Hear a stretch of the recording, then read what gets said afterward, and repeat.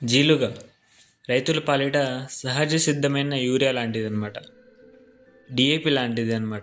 ఎందుకంటున్నా అంటే ఈ జీలుగలో మనం యూరియా డిఏపిలు వేస్తే ఎలాంటి పోషకాలు వస్తాయో అలాంటి పోషకాలు అలాంటి న్యూట్రియంట్స్ దీంట్లో ఉంటాయి.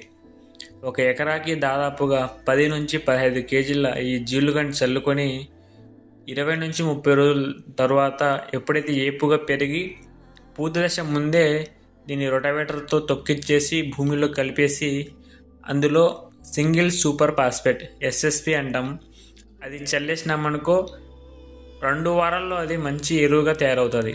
ఆ ఎరువులో మనకు కావాల్సిన నత్రజని, భాస్వరం, పొటాష్, అలాగే సూక్ష్మ పోషకాలైన జింక్, మాగ్నీషియం, ఐరన్ ఇలాంటి పోషకాలు అద్భుతంగా లభిస్తాయి. వీటితో పాటు భూమి చాలా మెత్తగా తయారవుతుంది, వేర్లు పెరగడానికి పనికొస్తాయి.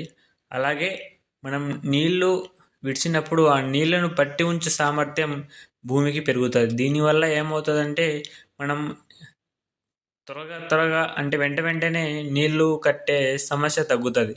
ఇది ఒకసారి చేస్తే ఆగిపోకూడదు.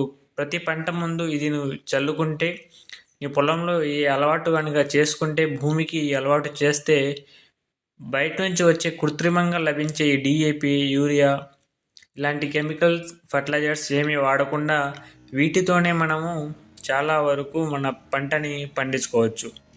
వీటిని పచ్చి రొట్ట ఎరువులు అంటారు. జనుము కానీ, జీలు కానీ, పిల్లి పెసర కానీ, అలసందలు కానీ ఇవి 10 నుంచి 15 కేజీలు ఎకరాకి చల్లుకొని తర్వాత దుక్కిలో రొటావేటర్ దున్నించి వేస్తే అద్భుతమైన ఎరువుని తయారు చేస్తాయి.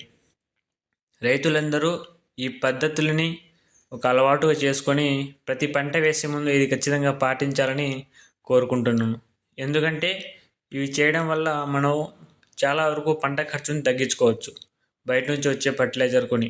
ఈ వీడియో మీకు నచ్చినట్లయితే లైక్ చేసి షేర్ చేయండి.